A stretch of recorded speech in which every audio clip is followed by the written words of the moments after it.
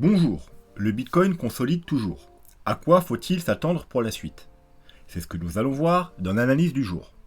Mais avant de commencer, n'oubliez pas de vous abonner, de mettre un petit pouce bleu et de laisser un commentaire. Surtout que cette semaine, pour fêter les 5000 abonnés, il y aura 50 $ à gagner en crypto. Donc du coup, pour participer, c'est très simple. Vous vous abonnez, vous mettez un petit pouce bleu et vous laissez un commentaire. Et le tirage au sort aura lieu en fin de semaine. Voilà. Sinon, je voulais vous remercier aussi tous pour votre soutien. Ça fait plaisir. Tous les commentaires positifs, ça me motive toujours pour, du coup, faire des vidéos les plus qualitatives possibles. Donc aujourd'hui, on va faire une analyse très rapide du Bitcoin parce que tout simplement, il y a vraiment peu de changements. Donc du coup, on va pouvoir voir quelques altcoins. On verra Theta, One, Shiba, GRT et je ne sais pas comment ça se prononce. Moi, je prononce ça Titan. Mais peu importe, c'est pas le problème. Donc voilà, on fera tous ces altcoins et on va tout de suite commencer par la map. Donc une map mitigée avec quand même des grands gagnants. Alors on a SRT que je ne connais absolument pas du tout, qui est le grand gagnant du jour avec 32%. Donc si vous connaissez, dites-moi en commentaire de quoi il s'agit. CRV, GRT, FTM, Shiba qui se défend plutôt bien. Ça tombe bien, on va l'analyser aujourd'hui. One avec un petit 6% et Atom avec 16%. Voilà, donc globalement, une map mitigée, mais on a quand même des altcoins qui performent pas mal, contrairement au Bitcoin qui, lui, il a un peu plus de mal. Donc le CryptoFear, lui, il est au 76. Donc, je vais dire, pour l'instant, tout va bien. On est toujours dans tout va bien ou tout va pas bien. On est toujours dans la zone très dangereuse entre les 70 et les 80. La zone d'indécision. Et voilà, si on casse les 70, malheureusement, on aura droit à une correction plus forte. Et par contre, si on repasse au-dessus des 80, on aura sûrement droit à une nouvelle jambe haussière et des nouveaux plus hauts. Voilà, si on devait casser les 70, bien entendu, et qu'on a une plus grosse correction, la grosse zone à surveiller, la zone où en général il y a des très bons achats à faire moyen-long terme, c'est la zone des 40. Voilà. Si on casse la zone des 40, malheureusement, c'est super pas bon signe. En général, c'est des très très grosses corrections qui nous attendent. Et théoriquement, on n'est pas censé, là, si vraiment on est haussier, repasser en dessous des 40. Voilà, donc on va commencer avec la Bitcoin dominance. Donc comme vous pouvez voir, on est toujours sur le support. Alors vite fait passer en daily pour vous montrer. Hop. Voilà, on est toujours sur le support du petit rectangle qu'on a là depuis quelques temps déjà, plusieurs mois peut-être. Donc déjà, ce qu'il faut savoir, c'est que c'est pas la figure globale n'est pas très c'est pas très bon signe. Pourquoi? Parce que ça ressemble malheureusement à cette figure-là. Et cette figure-là, c'était, comme vous le savez, il y a marqué ici, le début du bear market. Donc voilà, alors ça ne veut pas dire que là, on est en début de bear market, c'est une possibilité, mais ça ressemble quand même étrangement. Vous voyez, on a fait une grosse chute là, une grosse chute là, un grand W dans une box, un grand W dans une box. Là, on est descendu un peu plus bas. Mais parce qu'il y a eu une très forte alt saison en 2017-2018, chose qu'on n'a pas encore eu, chose que tout le monde attend. Est-ce que justement, si tout le monde l'attend, on va l'avoir cette année? On ne sait pas. Mais en tout cas, ça se ressemble quand même assez étrangement. Donc ça, déjà, ça me déplaît un petit peu. Voilà. Mais à plus court terme, on peut voir du coup qu'on reteste, on va repasser en 4 heures, on reteste donc le haut, donc l'ancienne résistance qui est maintenant support. Donc il se pourrait que il y a deux solutions. Soit on va casser le support, et là, c'est plutôt beau signe, parce que si les alts surperforment le BTC, globalement, on est sûr que le marché il est haussier, parce que sur du moyen long terme, les alts ils ne peuvent pas surperformer le BTC si le BTC continue à corriger. On ne peut pas avoir un BTC qui retourne aux 50 000 $, et les alts ils continuent à pump tout seul. Non, les alts ils pump que quand le BTC il consolide ou il corrige légèrement, comme on l'a vu après une grosse hausse où le BTC surperforme les alts. Et bien à un moment donné, le BTC il s'arrête, il consolide, il corrige légèrement, et là les alts peuvent en profiter pour pump. Par contre, si c'est pas juste une consolidation, mais que le BTC corrige vraiment, là les alts vont suivre, enfin 95% des alts ils vont suivre, et du coup, forcément la BTC dominance va monter parce que les alts vont prendre plus cher, et ça c'est toujours pareil que le Bitcoin. Donc si on veut être sûr en gros que le marché monte, on préfère une Bitcoin dominance qui descend. Ça veut dire que le marché haussier et les alts ils sont plus en forme, ils superforment le Bitcoin. Si par contre on a un W qui se forme là et voilà, on remonte là, que le support tient et qu'on valide le W, même qu'on casse ce niveau là, donc c'est non seulement la base du W, mais en plus vous voyez c'est un niveau, ça fait résistance, là ça l'a travaillé, hop, la support, maintenant qu'on l'a cassé, résistance, donc c'est un niveau assez important, les 45. Si on devait remonter là, puis même casser ici, et la Bitcoin dominance devait vraiment monter, et bien il y a deux scénarios. Soit le Bitcoin reprend la hausse et il laisse les altcoins derrière lui, ça veut dire qu'il va monter tout seul. En gros, les altcoins ils vont traîner ou consolider. Ou soit malheureusement, c'est qu'on aura une grosse chute et du coup, eh bien, quand il y a une grosse chute, eh bien la Bitcoin dominance monte parce que le Bitcoin chute, mais les altcoins chutent plus fortement. Voilà. Donc, si on descend, on est sûr d'avoir un marché haussier, donc on est content. Si on monte, bah, malheureusement, on ne peut pas savoir vraiment dans quel scénario on est. On est soit dans une montée avec le Bitcoin qui domine, soit dans une descente avec le Bitcoin qui domine également. Voilà. Ce qu'on peut voir, c'est que sur ce support, on a également en 4 heures, on l'a aussi dans les plus petits time frames, en 1 heure, etc., une divergence haussière. Vous voyez, on fait un double bottom là pour l'instant. Et là, on a clairement un plus haut. Donc c'est une divergence haussière. Donc il se pourrait effectivement que le support tienne et que la Bitcoin dominance remonte. Alors la divergence n'est pas validée, il faudrait casser ici pour que ce soit validé, mais pour l'instant c'est une divergence potentielle. Voilà, donc à surveiller. Le Bitcoin, alors en H4, alors je vais peut-être vous enlever les Fibos pour y voir plus clair, on les remettra peut-être après. Alors on va quand même les laisser, alors vous voyez, ah non, je vais les enlever, hop, hop, voilà. Donc, là, la grosse zone de résistance ici, qu'on a réussi à maintenir la semaine dernière et ce week-end, d'où gros rebond. Et on est venu rechercher la résistance, la ligne blanche à Talak. Voilà, ça c'est pas une résistance quelconque, hein, c'est pas un Fibo, c'est rien, c'est juste moi qui l'ai tracé. Donc on est venu pile la rechercher et donc depuis on corrige. Voilà, alors c'est pas seulement la résistance à Talak, parce qu'on a également, et là je vous remets le Fibo du coup, juste en dessous. Vous pouvez voir, alors on va zoomer maintenant, le Fibo 0,5, donc de toute la chute. Vous voyez, là on a la zone de rechargement, les 0,65 au 78, mais avant il y a le Fibo 0,5. Donc vous voyez, on est venu parfaitement, pratiquement au dollar près, le toucher ici. Ensuite, on a fait une sorte de petit fake out pour aller chercher justement ma ligne de résistance blanche. On a rechuté, par deux fois on est revenu tester les 0,5 et rejet.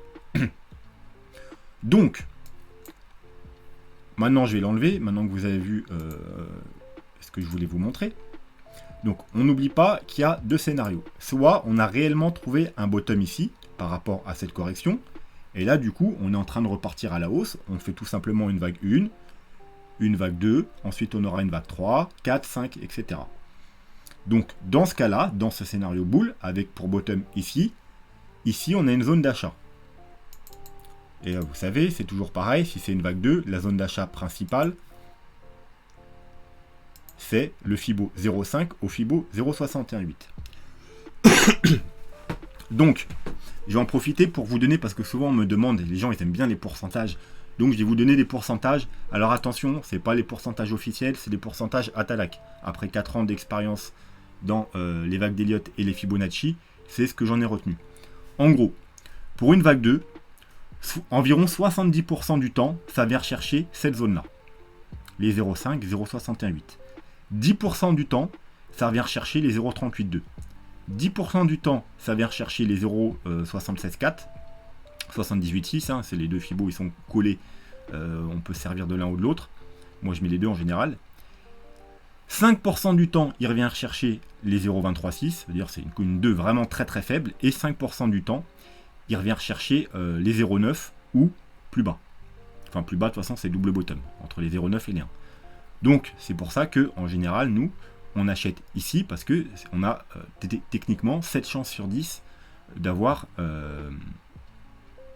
les bonnes targets. Donc, ce scénario, si on casse les 0,61,8, eh bien, il diminue, les probabilités qu'on soit dans une 1-2 diminuent fortement. Elles ne sont pas annulées, on peut très bien aller chercher les 0,764, mais les chances diminuent. Donc le deuxième scénario, si on n'est pas dans une vague 1, 2, 3, 4, 5, donc si on n'est pas bullish, c'est qu'on n'a pas trouvé le bottom ici, et tout simplement qu'on a juste fait une première vague baissière, donc une A. Là on a fait une B qui sont revenus chercher les 0,5 avec légèrement un petit fake out au-dessus, mais globalement les 0,5. Donc c'est tout à fait correct pour une vague B. Une vague B ne va pas forcément rechercher la zone de rechargement de short. Ça arrive très souvent qu'elle s'arrête au 0,5. Et ensuite, là, on serait dans une vague C. Donc la vague C, elle peut soit faire un double bottom, soit aller plus bas. S'arrêter plus haut, non, parce qu'on n'est pas dans une flat. En général, les ABC qui s'arrêtent plus haut que le bottom précédent, c'est les flats. Pour être dans une flat, il faut aller chercher au moins les 0,90. Donc, si on est dans une ABC, on va aller rechercher un minimum un double bottom, donc retester cette zone-là aux alentours des 60 000 $, soit aller plus bas pour aller chercher les autres targets qu'on va voir juste après, qu'on va voir tout de suite d'ailleurs, comme ça on va pas perdre de temps. Est-ce que c'est ce graphique? Non, c'est ce graphique là, voilà. Donc, là c'est le scénario plus global.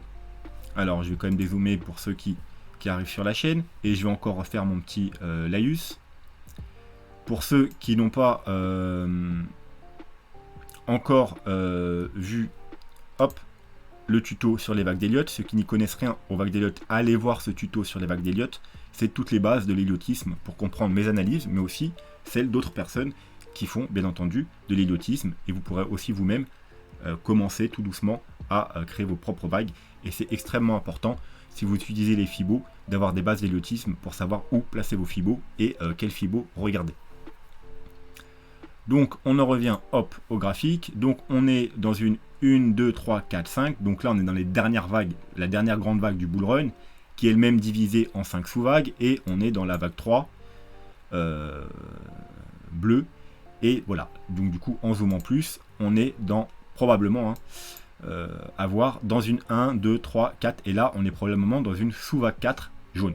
Voilà, donc les targets, c'est le carré qu'il y a ici, le carré bleu. On a atteint déjà la première target, on est même arrêté au milieu de nulle part, donc déjà ça me plaît pas non plus des masses, le fait qu'on s'arrête au milieu de nulle part. Mais bon, ça arrive qu'on on s'arrête pas pile sur les cibles, qu'on s'arrête au milieu des deux. Ça arrive, même si c'est quelque chose en général j'aime pas, moi j'aime bien quand les trucs sont précis. Mais bref, donc on a atteint la première target, on a atteint le carré. Donc si on devait avoir une A, B, C, on pourrait tout simplement aller rechercher la target du bas, c'est-à-dire les 57 000. Donc en gros là c'est le Fibo 0,236 et là c'est le Fibo 0,382. Vous savez qu'en plus techniquement 0,382 c'est le Fibo le plus probable, si on prend justement des pourcentages, c'est le Fibo le plus probable pour une vague 4. Voilà, donc il se pourrait très bien qu'on soit dans une A, B, C pour aller rechercher les 57 000. Si maintenant on casse les 57 000, ce scénario il perd de la crédibilité, et comme je vous ai dit, on aurait peut-être déjà terminé la 1, 2, 3, 4 et 5 avec une 3, 4 ici et une 5 là, et du coup on serait dans une sous-vague 1 et on serait dans une vague 2. Et donc là on irait chercher probablement plus bas, c'est-à-dire une vague 2 va rechercher les 0,5, 0,618. Donc là on pourrait aller rechercher les 53, voire 50 000, entre les 50 et les 53 000 $. Mais tant qu'on n'a pas cassé les 57 000, pour l'instant on reste dans ce scénario là. Voilà, donc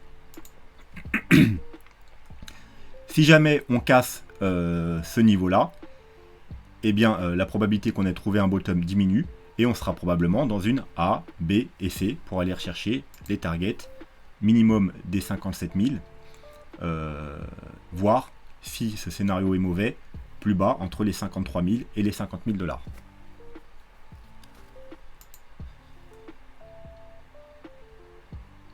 Alors, au niveau des indicateurs, comme je vous avais dit hier, en daily, on est bearish, même si sur les plus gros time frames, alors on va pas faire tous les indicateurs, ils sont tous bullish. En 3 jours et en weekly, tous les indicateurs, ils sont bullish. Donc on va pas aller les regarder, puisque ils sont tous bullish. En daily, par contre, on a certains qui commencent à être bearish. On l'a vu hier, déjà, on est depuis 2-3 jours, on est bearish sur le daily. Donc ce qu'on veut, bien entendu, c'est retrouver un daily bullish. Déjà, ça sera une bonne chose. Si on descend dans les plus petits time frames, On est bullish depuis ici, donc depuis le rebond. Mais là, on a des signaux bearish sur le stock RSI, mais pour l'instant, on est toujours bullish sur le MACD, donc on surveillera d'abord le 4 heures. S'il passe bearish, eh bien, il faudra s'attendre à aller un petit peu plus bas. S'il continue et il se reprend et que le stock RSI recroise à la hausse, eh bien, on aura sûrement la fin de la correction, du moins pour un petit moment. Voilà, donc globalement, il n'y a pas grand-chose d'autre à dire sur le Bitcoin, hein. Donc on va pas épiloguer 3 heures, on va passer je pense tout de suite aux altcoins. On va commencer par Theta. Donc Theta. Alors, techniquement, s'il est dans la même situation que les 3 quarts des autres altcoins, il est... alors on va commencer par le RSI du coup. Techniquement, vous voyez, dans une vague 1, 2, 3... 4, il a fait sa 4 bien entendu pendant les vacances, comme presque tout le monde. Vous voyez sur le RSI on fait une 1, une 2, une 3 qui va plus haute que la 1, une 4, et là globalement, théoriquement, on devrait monter pour avoir une 5 qui divergera. Ça doit toujours la 5 diverger, on doit faire un plus haut, et là faire un plus bas, une divergence, qui nous validera la vague 5. Donc là, on est potentiellement dans le début de la vague 5, mais il est vraiment mou quand même. Vous voyez, je vous ai mis un range là. On est dans ce range là. Le carré blanc. Voilà. Et on n'arrive pas trop à en sortir, hein. Il n'a pas pump comme beaucoup d'altcoins. C'est normal parce qu'il a eu un gros mouvement haussier ici. Donc peut-être qu'il lui faut un peu plus de temps pour se réveiller. On pourrait voir une petite épaule, tête-épaule ici. Pourquoi pas, c'est bullish. Donc, alors, pour ceux qui veulent rentrer à l'achat, je vous conseille d'attendre. De casser les 10. Donc voilà, le haut du range. Et d'avoir la confirmation des indicateurs. Alors sur le RSI, qu'est-ce qu'on peut avoir comme confirmation? Tout simplement, vous voyez ce niveau-là, hop là. Vous voyez, la petite résistance, on casse, support, support, support, résistance, résistance, et là on s'en rapproche bientôt. Donc environ les 57.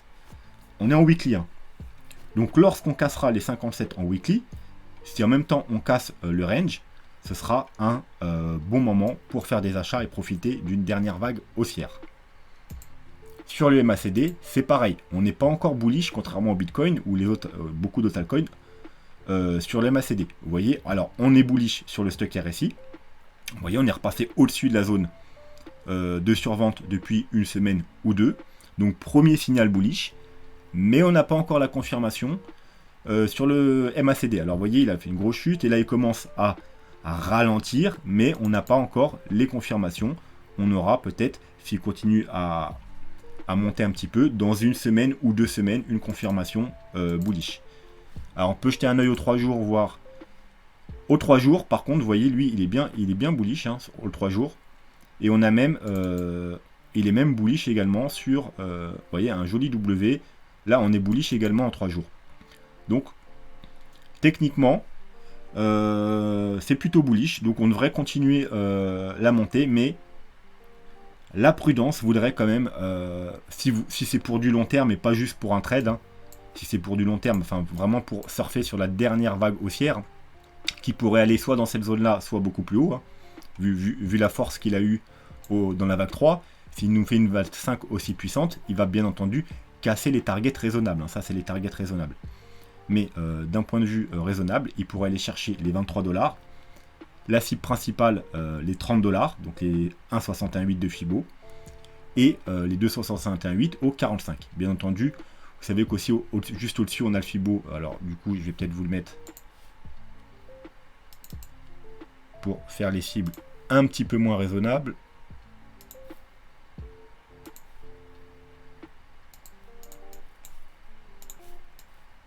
Voilà, donc c'est pas très très haut au-dessus.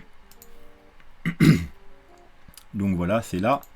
Donc en gros, c'est entre les 63 et 75$. Voilà. Ça, c'est toujours des targets d'après les Fibo. Et ensuite, bien entendu, s'il est vraiment extrêmement bullish, il peut vraiment tout casser à la hausse et faire des targets extravagantes. Mais là, du coup, on n'a plus de cible. Il faudra prendre vos profits petit à petit. Donc, ça, bien entendu, c'est le scénario bullish, hein. On pourrait très bien aussi être dans un scénario bearish si le Bitcoin il rechute. Là, on pourrait ne pas avoir terminé la 4, hein, faire une 4 beaucoup plus longue, ou on pourrait même, encore plus bearish, avoir déjà fini son bull run, avoir trouvé une vague 3 ici, une 4 ici, et une 5 là. Voilà, et là on serait tout simplement dans une correction, d'une grosse correction qui va durer encore plusieurs mois, voire un an ou deux. Hein.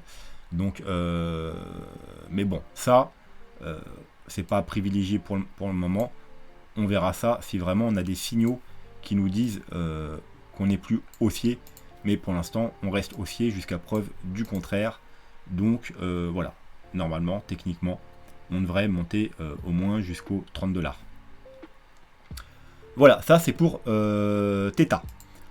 Pour One, alors One, soyez extrêmement prudent avec One. Ce n'est surtout pas le moment pour rentrer sur One. Bien entendu, on peut continuer à monter, il va même sûrement continuer à monter, mais c'est quand même très risqué. Alors comme vous voyez, on est pareil dans une 1, 2, 3, 4, 5. À la différence, c'est que, vous voyez la sous-vague, 1, 2, 3, 4, 5. On est dans la dernière sous-vague. En plus de ça, on a déjà atteint les objectifs minimum. Vous voyez, on a nos objectifs, comme sur tous les altcoins. On a déjà atteint nos objectifs minimum. C'est-à-dire, les premiers objectifs, c'était en bas ici, les 31 centimes. Ensuite, on a l'objectif. Alors, en plus, on a double objectif. Je vous ai fait les objectifs par rapport aux grosses vagues. Donc 1, 2, 3, 4, 5. Donc c'est l'objectif qui est en jaune, rouge, le gros rectangle. Et l'objectif par rapport aux sous-vagues. Vous voyez d'ailleurs, ils se concordent parfaitement. Donc ça nous donne vraiment une grosse zone d'objectif là. Donc on a atteint l'objectif minimum jaune, l'objectif minimum bleu, et là on se dirige vers les 1,618, c'est-à-dire l'objectif principal bleu, les 40 centimes. Donc attention aux 40 centimes, il faudra commencer à prendre des profits. Surtout que, vous voyez, 1, 2, 3, on fait une vague plus haut, 4, 5, et là on diverge, on fait des plus bas. Donc on est bien dans une vague 5, et si on fait les petits time frames, 1, 2, 3, 4, 5, et vous voyez que pour l'instant on diverge. Alors ça pourrait annuler, si vraiment on avait un pump de fou, on pourrait annuler cette divergence, et du coup, on serait peut-être toujours dans une vague 3. Et là on irait beaucoup plus haut. Vous voyez, on va peut-être s'arrêter aux 40 centimes justement sur une vague 3, faire une 4 là, et du coup aller rechercher des objectifs beaucoup plus hauts. On attendra de voir, bien entendu, si la divergence s'annule. Si on va aux 40 centimes et on n'a pas fait un plus haut ici, malheureusement, on sera probablement dans ce scénario-là. Et du coup, il y aura deux solutions. Soit son bull run est fini, soit il est extrêmement bullish et on sera juste dans une grande vague 1, 2, 3, 4, 5 pour faire une vague 5 immense, mais ça m'étonnerait quand même. Surtout que vous voyez, la taille de la vague 3, en général c'est souvent la plus grande. Et là, la vague 5, si on atteint cette zone-là, eh bien c'est à peu près une vague de même envergure, donc ça me paraît plutôt... les targets me paraissent plutôt raisonnables. Donc je vais répéter les targets. Donc il y a les 40 centimes où il faudra être très prudent. Ensuite il y a les targets en haut entre 57 et 62, donc on va dire environ 60 centimes. Les targets un peu plus bull, ce sera les 83 au 0,99. Et je pense que c'est des très bonnes targets. Du coup c'est juste en dessous les 1$. Vous pouvez arrondir 1$, mais on peut peut-être s'arrêter légèrement en dessous. Après c'est voilà, des targets beaucoup moins réalistes. Mais effectivement, il pourrait aller quasiment jusqu'à 1$. Voilà. Mais, comme je vous ai dit, c'est pas forcément le bon moment pour entrer, puisque on en est des zones de profit. Techniquement, là, c'est ceux qui ont acheté soit ici, soit ici, soit ici. Bah là, on arrive dans les zones où il faut commencer à faire votre profit en DCA. C'est-à-dire que là, vous aurez dû prendre déjà un petit profit. Si on arrive sur les 40, un autre profit. Sur les 60, un profit. Sur les 85, un profit, et qu'on arrive proche des 1$, je vous conseille de un peu en dessous, genre 98 ou 95, parce que voilà, un profit. Et après, vous gardez une petite partie si on explose tout et qu'on devait continuer à aller plus haut. Mais donc, du coup, c'est pas un moment d'acheter, vu que c'est un moment pour prendre des profits. Voilà, après, vous faites comme vous voulez, Si vous voulez quand même, vous pensez quand même que c'est sûr il va aller à 1$ et du coup il peut faire encore quasiment 1 x 3 et que c'est une bonne opportunité, bon bah allez-y, hein, mais moi en tout cas j'achète pas un altcoin qui est dans une zone de take profit. Voilà, c'est tout pour One. Shiba, eh bien Shiba on l'avait analysé là, je vous avais dit qu'on était sûrement dans une correction en triangle, donc une vague 4, hein.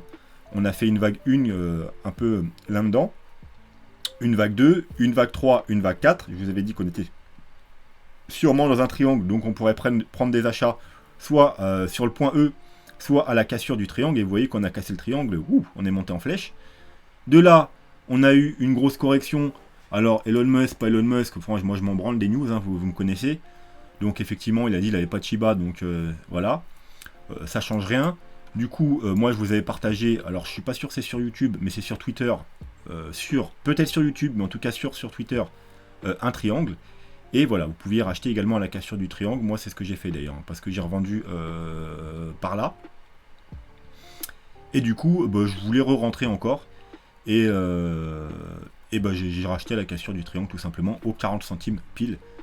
Donc voilà, donc pour l'instant ça va, on est en train de monter. Mais bien entendu, hein, bah, pareil hein, sur Shiba, c'est pas le moment de rentrer, hein, les mecs. Hein. Voilà, hein, soit fallait rentrer en bas comme voilà le carré. Là, c'est la première fois que je vous ai parlé du Shiba, c'en était là. Hein. Je vous ai dit, les mecs, faut acheter ici parce qu'on est dans une putain de consolidation qui dure depuis super longtemps.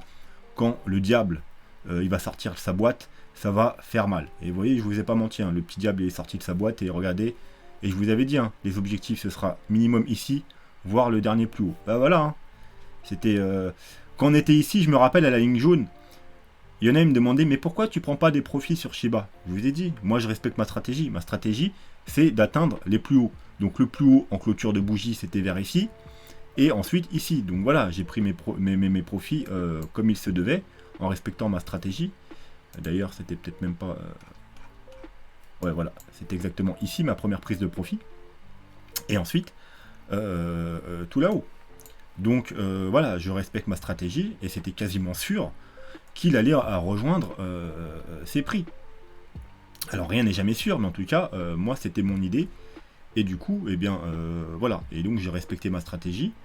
Donc j'ai revendu ici, et j'ai racheté ici. Alors j'ai pas pu racheter ici, tout simplement, parce que j'étais pas devant les écrans, etc.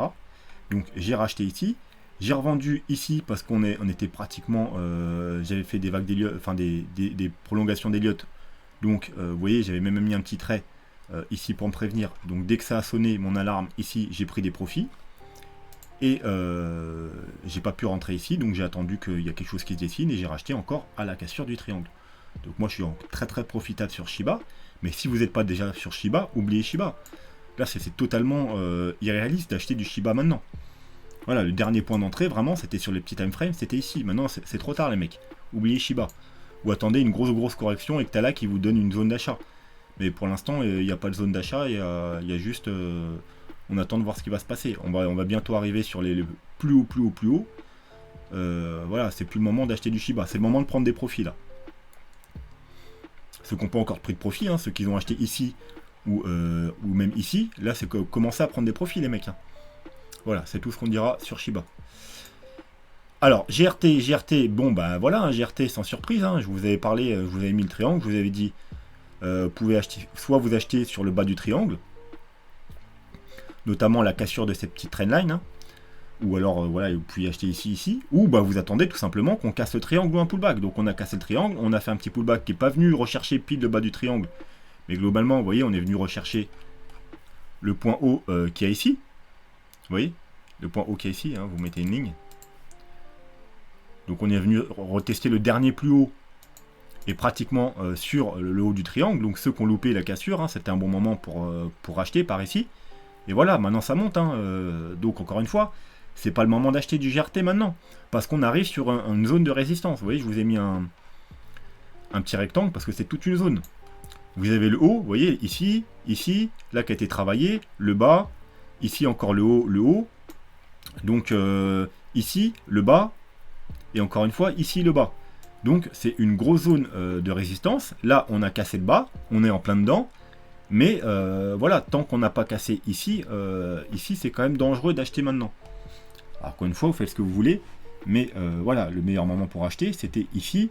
Maintenant, ça devient un peu plus risqué, surtout qu'il me semble...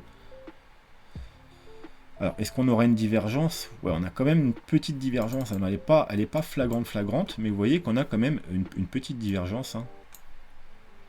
Alors, peut-être qu'elle se voit plus en 1 heure. Ou alors c'était du daily, je sais pas. Non, en daily, on n'a pas de divergence. On va remettre le graphique. En daily, on n'a pas de divergence, donc ça, c'est déjà bon signe. Mais vous voyez, hein, on est en zone de surachat. On est dans une résistance. C'est pas forcément le meilleur moment pour acheter. En 4 heures, on a l'impression qu'on fait, vous voyez, on a fait là un plus haut, et là on fait un plus bas. Donc ça commence à ralentir, à diverger. Vous voyez là, en plus là, au moment où je parle, il y a quand même un rejet. Donc, c'est pas le meilleur moment non plus pour rentrer. Attendez maintenant une correction. Voilà. Donc, alors on va mettre peut-être un petit Fibo, mais après ça veut rien dire parce qu'on va peut-être continuer à monter. On va peut-être aller rechercher le haut, hein, le haut de la zone. Hein. Mais globalement, admettons, on devait corriger à partir d'ici, et ben tout simplement, il faudrait racheter la zone qui est là. Donc ça équivaudrait à un gros pullback sur le triangle. Ce que je ne pense pas, donc il faudrait quand même surveiller les 0,38,2 avant, donc au 97. Mais techniquement, ce serait mieux qu'on continue à monter jusque là pour déplacer ça ici. Et voilà, comme ça on pourra aller rechercher les 0,5 qui constituent le support ici. Ce serait quand même plus logique. Ouais, au niveau des 97 encore une fois. Voilà, mais globalement, c'est pas le meilleur moment pour rentrer. Attendez maintenant soit une correction ou soit tout simplement qu'on casse vraiment ce gros niveau de résistance. Au niveau, on peut aller jeter un coup d'œil aux indicateurs. Ben, à mon avis, ils vont être quand même bullish. Hein. Donc, alors le RSI bullish, on fait même pas de divergence par rapport au dernier. Ouais, on fait pas de divergence par rapport ici. On fait pas de divergence ici. Donc, il est plutôt chaud quand même le GRT. Bien entendu, après les autres indicateurs, de toute façon, ils vont être ultra bullish, je pense. Vous voyez, donc c'est bullish, c'est bullish. On va quand même voir le 3-day, il doit être... Le 3-day, pareil, il est bullish, il est bullish.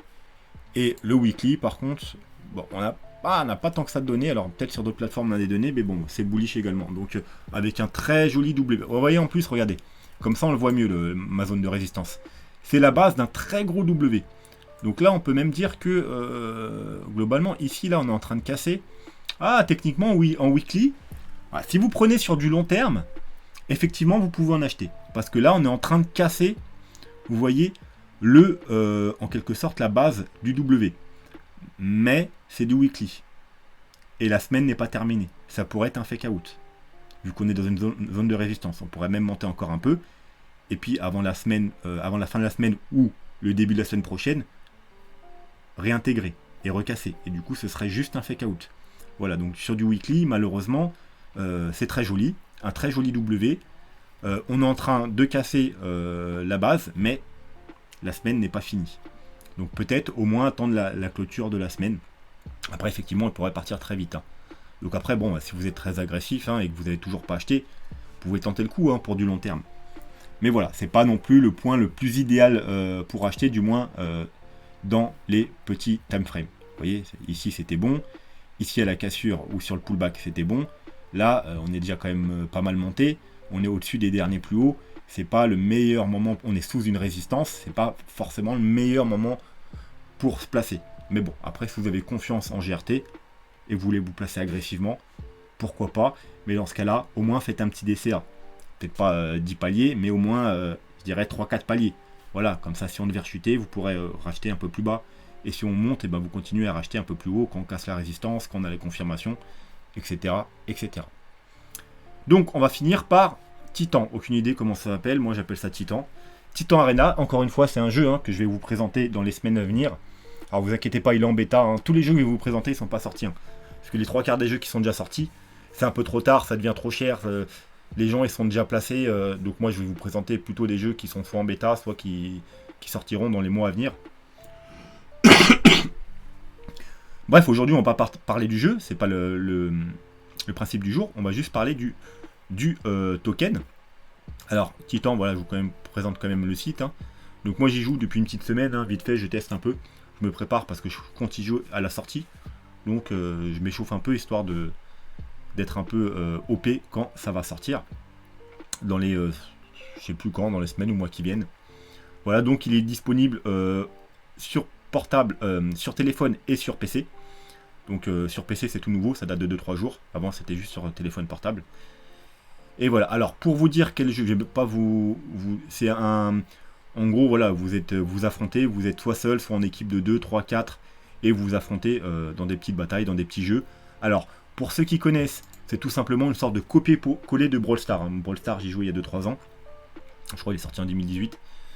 Et c'est quasiment un copier-coller. Voilà, donc si vous connaissez Brawl Stars, eh bien c'est la même chose. C'est quasiment les mêmes jeux. C'est pratiquement du copier-coller, quoi. Voilà, donc bon, comme je vous ai dit, c'est pas le sujet du jour. Donc du coup, le jeu n'est pas sorti, il est en bêta. C'est un jeu également très prometteur, assez simple, mais qui est plutôt pas mal, hein, surtout pour un jeu Play to Earn, donc on peut gagner des sous en crypto. Voilà. Donc, moi j'en ai acheté un petit peu et je vais continuer également à en acheter en DCA. Donc, vous voyez, là, il a pris juste 24% sur une journée, donc c'est plutôt pas mal. Donc, vous voyez, il a commencé, il était aux alentours des 2-3 $. Là, il est déjà aux 8 $. Mais moi, je pense qu'il a encore énormément de potentiel, puisque, comme je vous dis, le jeu, il n'est même pas encore sorti. Il est juste en bêta. Donc, si le jeu, il sort et qu'il marche bien, je pense que, comme le jeu que je vous ai présenté hier, Ori, il y a moyen encore d'avoir un gros potentiel. Et comme Ori, vous voyez, il est 2700 au classement. Donc, je pense encore une fois, s'il fonctionne bien, il va rentrer dans les 200 premiers, voire même dans les 100 premiers. Donc, il y a de la marge et il y a encore un potentiel de hausse assez conséquent.